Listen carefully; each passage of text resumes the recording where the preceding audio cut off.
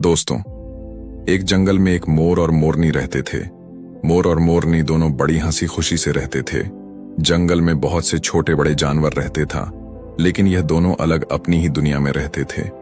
इन्हें एक दूसरे की चिंता अपने आप से भी ज्यादा होती थी।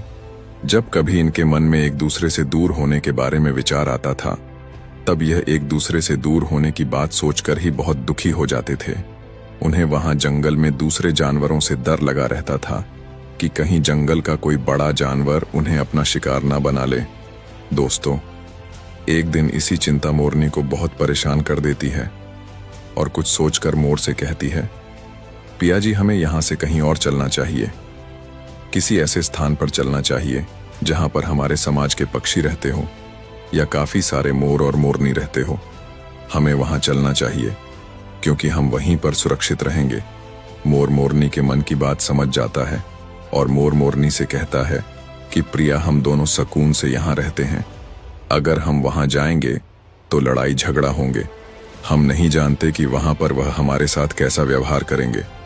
लेकिन मोरनी नहीं मानती है और बार बार जिद करती है और मोर को दूसरी जगह पर जाने के लिए माना लेती है।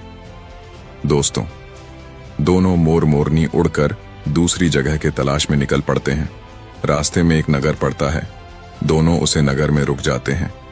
उस नगर का राजा पशु पक्षियों की भाषा को अच्छी तरह समझता था।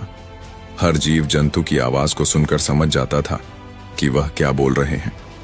दोनों मोर और मोरनी उस राजा नगर में पहुंच जाते हैं। एक दिन की बात है। राजा अपनी रानी के साथ घूमने के लिए राज्य के दूसरी ओर जाता है और राजा जहां रुकता है उसे कमरे के सामने वही बाग था जहां पर वह मोर और मोरनी भी रहते थे। राजा अपनी रानी से कहता है कि रानी, मुझे बहुत तेज भूख लगी है, इसलिए आप मुझे भोजन खिला दीजिए। तभी राजा की रानी एक हाथ में भोजन की थाली और दूसरे हाथ में पानी का लोटा लेकर राजा के लिए भोजन ले आती है और राजा को भोजन परोस देती है।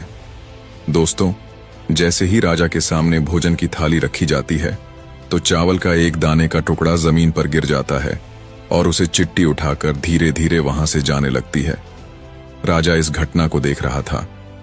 चींटी अभी कुछ ही दूर गई थी कि उसे चींटी के पास तुरंत एक दूसरा बड़ा चिटा आता है।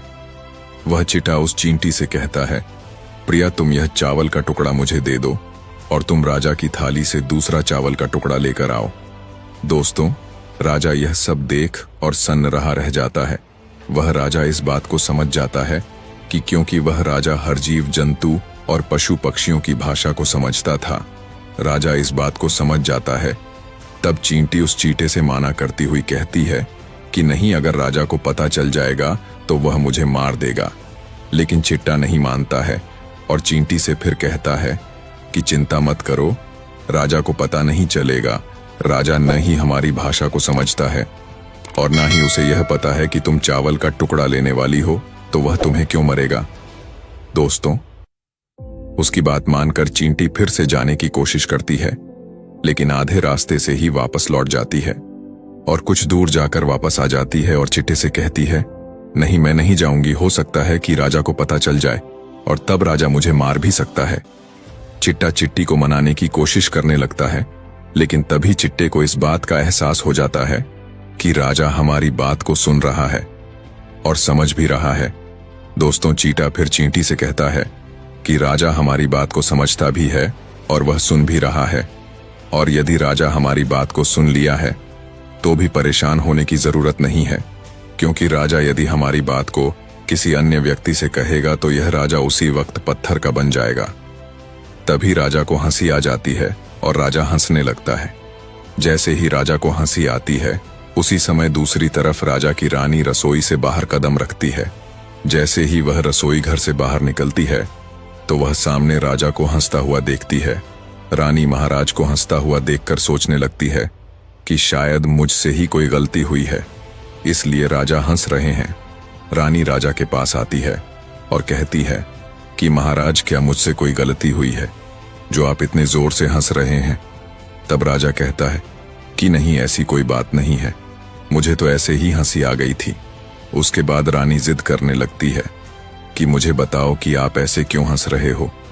तब राजा बात को पलटने की कोशिश करता है तो रानी कहती है कि नहीं, आपको मुझे बताना ही पड़ेगा कि आप किस बात से हंस रहे हैं। राजा रानी को बार बार माना करता है, क्योंकि राजा को पता था कि चींटी ने यह कहा है कि यदि मैं चींटी और चींटे के बीच की बात किसी और को बताऊंगा तो मैं पत्थर का बन जाऊंगा। इसलिए राजा रानी को यह बात नहीं बताना चाहता था, लेकिन रानी फिर भी नहीं मानती है और बार बार बताने के लिए जिद करती है। वह कहती है कि यदि आप मुझसे सच्चा प्रेम करते हैं और मुझे अपनी रानी समझते हैं तो आपको बताना ही पड़ेगा। दोस्तों, रानी की बात सुनकर राजा बड़े धर्म संकट में फंस जाता है। राजा बार बार माना करता है, क्योंकि उसे पता था कि यदि वह यह बात रानी को बताएगी तो वह पत्थर का बन जाएगा। अब रानी की ऐसी जिद भरी बातें सुनकर राजा को लगता है यदि वह नहीं बताया तो रानी का विश्वास टूट जाएगा। अब रानी की जिद के आगे राजा को झुकना पड़ता है और राजा कहता है कि ठीक है, यदि मैं आपको यह बात बताऊंगा तो आपको बहुत पछताना पड़ेगा। हम किसी जंगल में चलते हैं, वहां जंगल में जाकर मैं आपको इस बात को बताऊंगा। उसके बाद राजा और रानी रथ में सवार होकर दोनों जंगल की ओर निकल जाते हैं। उसी समय वह मोर और मोरनी भी अपने भोजन की तलाश में उसी जंगल में गए हुए थे। राजा रानी दोनों जंगल में पहुंच जाते हैं। तब राजा रानी से चींटी की बात कहना शुरू करता है। वह बात रानी को सुनने लगता है। जैसे राजा थोड़ी थोड़ी बात रानी को बताता जाता है, वैसे वैसे वह पत्थर में बदलता जाता है। और जैसे ही राजा ने रानी को आधी बात बताता है तो वह आधा पत्थर का बन जाता है। तब राजा रानी से कहता है कि रानी, मैं धीरे धीरे पत्थर का बनता जा रहा हूं, अभी भी सोच लो, नहीं तो तुम बहुत पछताओगी। तब रानी कहती है, महाराज, थोड़ी सी बात बची है, अब उसे भी पूरी कर दीजिए। जैसे ही राजा पूरी बात रानी को बताता है, वह पूरी तरह से पत्थर का बन जाता है। रानी की अपनी जिद के कारण राजा पत्थर का बन जाता है। दोस्तों, अब रानी सिर पड़कर रोने लगती है। वह उसे पत्थर को हिलाने की कोशिश करती है, लेकिन वह भारी पत्थर हिल नहीं रहा था, क्योंकि राजा बहुत शक्तिशाली था, बहुत भारी था। राजा के पत्थर का बन जाने के बाद रानी बहुत पछताते हैं, खूब विलाप करती है, चारों ओर विलाप करते हुए मदद के लिए पुकारती है। वह पेड़ पौधों, जीव जंतु, हर किसी से सहायता के लिए पुकार करती है। इस घटना को वह मोर और मोरनी दोनों देख रहे थे। तब रानी का विलाप देखकर मोर मोरनी को उस पर दया आ जाती है। तब मोर मोरनी से कहता है कि प्रिया, यह होती है त्रियाहट। हम भी पहले जंगल में बड़े आराम और सुकून से रह रहे थे और आपके के कारण हम यहाँ चले आए हैं। तब मोरनी कहती है कि पिया जी, यह रानी बहुत दुखी हो रही है, हमें इसकी सहायता करनी चाहिए।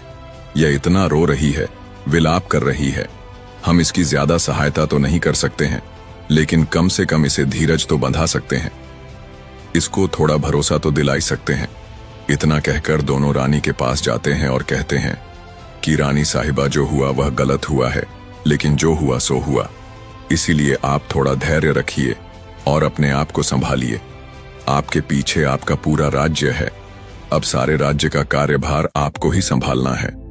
मोर मोरनी की यह बात सुनने के बाद रानी उनसे कहती है कि मैं अपने आप को किस तरह से संभालूं, क्योंकि मेरा संसार ही उजड़ गया है। हमारे महाराज यानी मेरे पति परमेश्वर पत्थर के बन गए हैं, अब मैं क्या करूं? रानी की बात सुनकर मोरनी के मुंह से यह निकल जाता है कि राजा पत्थर के कैसे बन गए हैं? यह तो इंसान थे, फिर पत्थर कैसे हो गए हैं? मोरनी की बात सुनकर रानी उसे राजा के पत्थर बनने की वह सारी बात बताती है जो राजा ने उसे सुनाई थी। जब रानी चींटी वाली बात और मोरनी को बताती है, तो जैसे जैसे वह बताती जाती है, वैसे वैसे वह भी धीरे धीरे पत्थर की बनती चली जाती है। जैसे ही रानी की बात खत्म होती है, रानी पूरी तरह से पत्थर बन जाती है। उन दोनों को पत्थर का बना हुआ देखकर मोर और मोरनी को यह चिंता स्थान लगती है कि यह संकट हम पर भी आ सकता है। वह समझ चुके थे कि जो भी यह चींटी चिंता की बात और किसी को बताएगा, वह पत्थर का बन जाएगा। वह इससे बहुत चिंतित हो जाते हैं, क्योंकि राजा भी चींटी वाली बात को बताकर पत्थर का बन चुका है और रानी भी चींटी वाली बात बताकर पत्थर की बन चुकी है। अब मोर मोरनी से कहता है कि यह संकट हमारे ऊपर भी मंडरा रहा है और तुम स्त्रियों की जुबान पर कोई भी बात रुकती नहीं है। तब मोरनी मोर से कहती है कि पिया जी, क्या यहाँ से दूर चलें? तब मोर मोरनी से कहता है कि दूर जाने से क्या फायदा होगा। ये संकट तो धरती के किसी भी कोने में हमारा पीछा नहीं छोड़ेगा, ये हमेशा हमारे ऊपर रहेगा। यदि जाने अनजाने में हमारे मुख से यह बात निकल गई तो हम दोनों भी पत्थर के बन जाएंगे। इस बात को लेकर दोनों मोर मोरनी बहुत परेशान हो जाते हैं। अब रात दिन उन्हें यही दुख खाए जा रहा था। इस दुख के कारण ना तो ठीक से भोजन कर पाते थे और ना ही सो पाते थे। बस दिन रात हमेशा उन्हें यही परेशानी रहती कि कहीं यह बात हमारे मुख से निकल ना जाए। यदि हमारे मुख से यह बात निकल गई तो हम दोनों पति पत्नी पत्थर के बन जाएंगे। इस बात को लेकर मोर के मन में एक विचार आता है कि यदि मैं सारी चींटियों को नष्ट कर दिया जाए तो यह सब खत्म हो सकता है, क्योंकि यह सब किया धारा तो उसे चींटी का ही है। यह बात सोचकर मोर मोरनी से कहता है, प्रिया, यदि हम सृष्टि से सारी चींटियां को खत्म कर दें तो तुम्हारा यह संकट खत्म हो जाएगा। यह सोचकर मोर मोरनी चींटियों को मारकर खाना शुरू कर देते हैं। अब चारों तरफ मोर मोरनी का अंक इतना फैल जाता है कि चींटियां इनके सामने आने से भी डरने लगती हैं। मोर मोरनी हर तरफ अपनी नजर रखते हैं। जहां भी उन्हें चींटी नजर आती थी वह उन्हें खा जाते थे। सभी चींटियां अपने घर धरती के अंदर बनाने शुरू कर देते हैं। उनके डर से कोई भी चींटी धरती से बाहर नहीं आती थी। सारी चींटियां जमीन के अंदर बिल बनाती हैं और उसमें छुपकर बैठ जाती हैं। काफी समय हो जाने के बाद इन चींटियां को भूख लगने लगती है। अब चींटियां को बिल के अंदर भोजन कहां से मिले, क्योंकि बिल में कोई भोजन नहीं होता था। जो भोजन मिलता है वह बिल के बाहर ही होता है। अब चींटियां भोजन लेने के लिए बाहर आती तो मोर उन्हें तुरंत खा जाता था। चिट्टियां धरती में बिल खोदकर धरती के अंदर जाकर बैठी रहती हैं। उधर भूख से तड़पते हुए वो दोनों चींटी और चिटा श्री हरि विष्णु की भक्ति करने लगते हैं। चिटा बहुत कठोर तप करने लगता है। भक्ति करते करते उसको यह मालूम नहीं था कि वह कहाँ है। वह निराधार भक्ति करता है। उन्होंने कोई अन्न जल भी ग्रहण नहीं करते हैं, इसलिए श्री हरि विष्णु उनसे बहुत जल्दी प्रसन्न हो जाते हैं। इस तपस्या से प्रसन्न होकर श्री हरि विष्णु उन्हें दर्शन देते हैं और श्री हरि विष्णु उसे कहते हैं, चिटा, हम तुम्हारी भक्ति से बहुत प्रसन्न हैं। तुम्हें मुझसे जो कुछ चाहिए वह मांग लो, मैं तुम्हारी भक्ति से बहुत प्रसन्न हूं। तब चिटा कहता है, भगवान, हमें भूख प्यास नहीं लगनी चाहिए, फिर हम बाहर नहीं जाएंगे, और अगर हम बाहर नहीं जाएंगे तो मोर मोरनी हमें नहीं खा पाएंगे। इसीलिए हे प्रभु, आप हमारे पेट में गांठ लगा दीजिए। तब भगवान श्री विष्णु कहते हैं कि तथास्तु। तभी पेट में गांठ लग जाती है। और दोस्तों, आज भी चींटियां के पेट में वह गांठ लगी हुई है। चींटियों का पेट नहीं होता है। फिर चिटा श्री हरि विष्णु से कहते हैं, प्रभु, हमारी सारी प्रजाति के पेट में तो गांठ लग गई है, लेकिन मोर मोरनी से हमें अभी भी खतरा है। वह हमारे इंतजार में जमीन के ऊपर बैठे हुए हैं। वह हमें जैसे ही देखेंगे वैसे ही हमें मार देंगे, हमें बिल्कुल खत्म कर देंगे। आप इसका भी कुछ उपाय करें। उनकी बात सुनकर श्री हरि विष्णु उनको लेकर उसी समय मोर मोरनी के समक्ष आते हैं। दोस्तों, श्री हरि विष्णु मोर से कहते हैं, मोर, तुम चींटियां का शिकार करना बंद कर दो। इसमें चींटियां का कोई दोष नहीं है। दोष उस राजा का था, क्योंकि वह राजा सभी जीव जंतु की भाषा समझने में सक्षम था। वह जिन जीव जंतुओं की भाषा समझता था वह उनका रूप बदलने में भी सक्षम था, और जब रूप धारण किया करता था तो उन पशु पक्षियों पर अलग अलग तरह से अत्याचार करके आनंद लेता था। बाद में वह उन्हें छोड़कर वापस इंसान बन जाया करता था। उन पशु पक्षियों पर हंसता था। इसी मूर्खता के कारण आज वह राजा पत्थर का बना हुआ है। वह अपने कर्मों का फल भोग रहा है और कहता है कि प्रभु, अगर ऐसा है तो उसकी पत्नी का इसमें क्या दोष है, उसे पत्थर का क्यों बनना पड़ा। तब श्री हरि विष्णु कहते हैं कि उनकी रानी भी उसकी बराबर की भागीदार है। यदि वह राजा को रुकते तो वह ज्यादा पाप नहीं कर पाता, इसलिए महारानी भी इनके पाप में बराबर की भागीदार हैं। इसी कारण वह भी पत्थर की बन चुकी है। श्री हरि विष्णु के दर्शन पाने के बाद और उनके समझने के बाद मोर कहता है कि इस बात को किसी अन्य से कहेंगे तो क्या हम भी पत्थर के हो जाएंगे। तब श्री हरि विष्णु कहते हैं कि तुम्हारा यह श्राप समाप्त हो चुका है। अब इस बात को किसी से कहने पर भी कोई फर्क नहीं पड़ेगा।